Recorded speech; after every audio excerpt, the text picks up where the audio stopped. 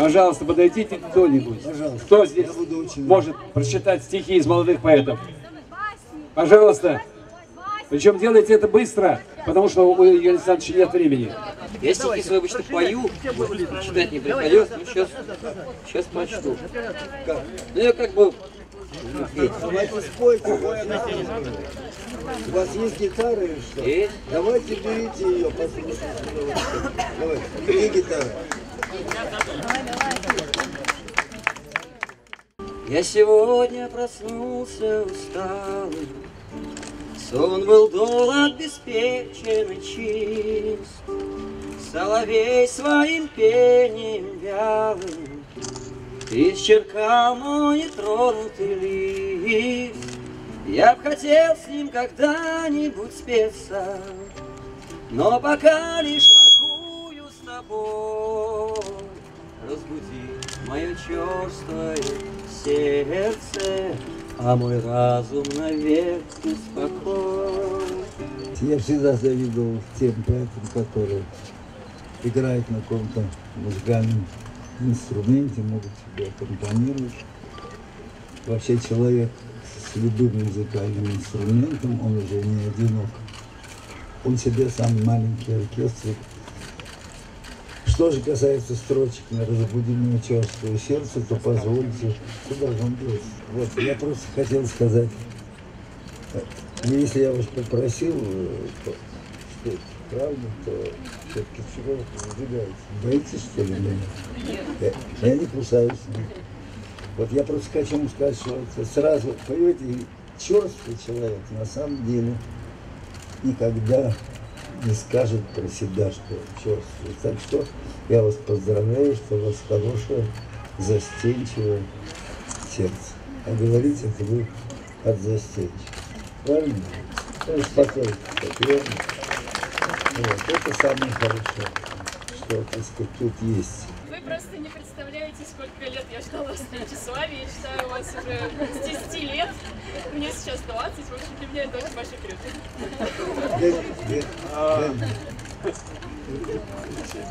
Вы меня боитесь так? Это просто очень волнительно. Я скучала по вам, Казань, так скучают по родственным лицам, не найдя в себе силы проститься, уходя в предрассветную рань. Я скучала, я видела сны, где по царственным скверам и паркам под сиянием огромной луны ваше я принимала подарки. Беспристрастным осенним дождем ваше небо меня одарило. Я ведь, правда, уже и забыла, как по лужам бежать босиком.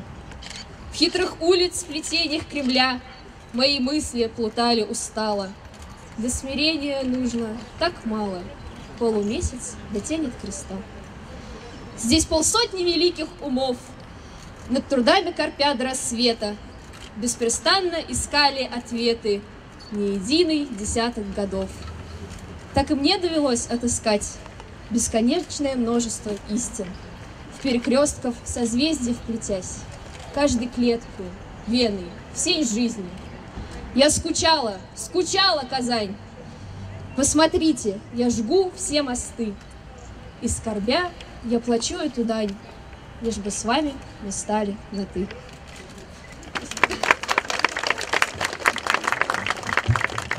Я бы хотел представить автора. А почему у нас нет времени? А потому что в 6 часов у нас ждет оперный театр. Время без 20. Сейчас без 25. Вы еще должны что-то. Ну что-то вы ждете.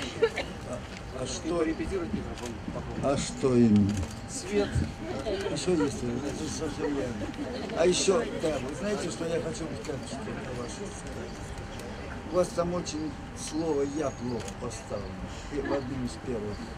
Вы ее сделали такую инверсию, оно вырезает совершенно из грамматического ряда. Нет, осторожней, грамматику можно иногда и ломать даже, но когда это оправдано. А тут просто у вас это слово «я» никак не всовывает, а вы туда его насильно всунули, ни в том месте, где должно было быть, понимаете? Вот. Ну, вообще, Вот скажите, пожалуйста, а у вас что? У вас семья перекрестная, значит, у вас есть и что-то православное, то, что тут полумесяц и крест, да. То есть у вас папа русский или мама русская? Ну, мама или... наполовину русская, папа не так. Понятно. Мама православная, значит? Ну, я православная, да, изначально была. Вот это понятно. Это, кстати, вы знаете, что вот если бы вообще, я считаю, что самая страшная перспектива, которую нужно избежать человечеству, это религиозные войны, которые начинаются с религиозной нетерпимости сначала словесной, потом, и вот это вот человечество должно избежать. То, что я вот не знаю, я вот с детства, вот я вырос в Сибири, и у нас были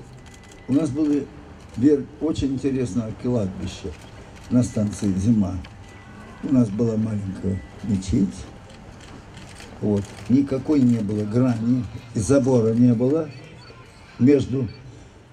Маленькая православная церковь, был костел, и все жили очень мирно. Я никогда не слышал. И я полюбил, знаете, за что? Полюбил братскую УГЭС. Почему я написал поэму, почему мне понравилось. Во-первых, я в нее полюбил, во-первых, потому что это замечательное творение рук человеческих. Если говорить о победе нашей, которую мы добыли совместно, это были все национальности. Вот даже, например, поступили очень несправедливо с народом, калмыцким народом, когда его переселили. А там, между прочим, было очень большое количество героев Советского Союза. Представьте себе. Там были прекрасные поэты. Давид Кугультинов, например, замечательный поэт. И мы никогда бы не выиграли, не победили бы Гитлера, который проповедовал расизм. Вот, если бы в этот момент все национальности, это интернациональная победа всех тех людей, разнорелигиозных, разноязычных, которые составляли все лучшее, что было в Советском Союзе. Что сейчас хотят? Хотят сделать люди, которые не хотят, чтобы за границей, которые не хотят, чтобы Россия стала сильной державой. Вот. Они хотят ее вычленить из цивилизации своей. Понимаете? То же самое делают наши еще шовинисты-недоучки. Они тоже хотят, то изнутри, понимаете, они смыкаются с врагами, людьми, которые враждебно относятся к России, потому что они тоже хотят вычленить из Европы и прервать вообще все взаимоотношения наши и исключить нас как бы из человеческой под видом особого национального пути. Особый национальный путь у каждого есть народа, но это существует самое. Знаете, я был в 96 странах. Я не видел ни одной плохой национальности. Их не существует. Существуют просто хорошие и плохие люди. И границы человечества – это не государственные границы, а границы между людьми. И мы не должны об этом забывать. Мы не должны и самоизолироваться от всего остального человечества. Давайте вспомним, что сказал Достоевский о лучшем качестве Пушкина, написавшего когда-то о будущем. Все наше будущее твое, и вот твоего друга поэта, еще тебе не знакомого, до того, как вы выступили вместе передо мной. Оно это будущее, которое же твоему поколению, твоим детям в будущем. Оно будет, в конце концов, по Пушкину, когда народы распри, позабыв единую семью, соединятся. Достоевский, напомню просто, что он сказал о Пушкине, как о лучшем его качестве. Это всемирная отзывчивость. Сейчас искусственно пытаются делать какую-то русскую национальную идею, идеи складываются, естественно, в результате исторического процесса. И идея, например, взаимоотношения интеллигенции и народа, она просто выражена в отношениях Пушкина и его няни. Разве не правда? Вот он нам показал, какое должно быть взаимодействие. А Достоевский сказал, что это самое высокое качество Пушкина, которое является русской совестью, которую он тоже назвал. Это всемирная отзывчивость. Вот наша русская идея. И будем ее осуществлять все вместе. Проверка потопом. История наша сплошное кочевье. На шаре земном, ненадежном ковчеге. И мы устоим ли на зло мизантропам в проверку потопом? В проверку потопом. В потоп отвратительно мародерство, начальственной деятельности притворство. А кто не впадает порою в отчаяние, во льду равнодушия, без веры в отчаяние? Мы часто к друг другу завистливы, злобны, так дохристианны, так междоусобны, и тонущих рядом спасать не способны. За чей-то успех мы готовы загрызти, не в бедности тонем, в богатстве, в корысти. Позорная мания чуть ли не в каждом придумывать снова врагов из сограждан.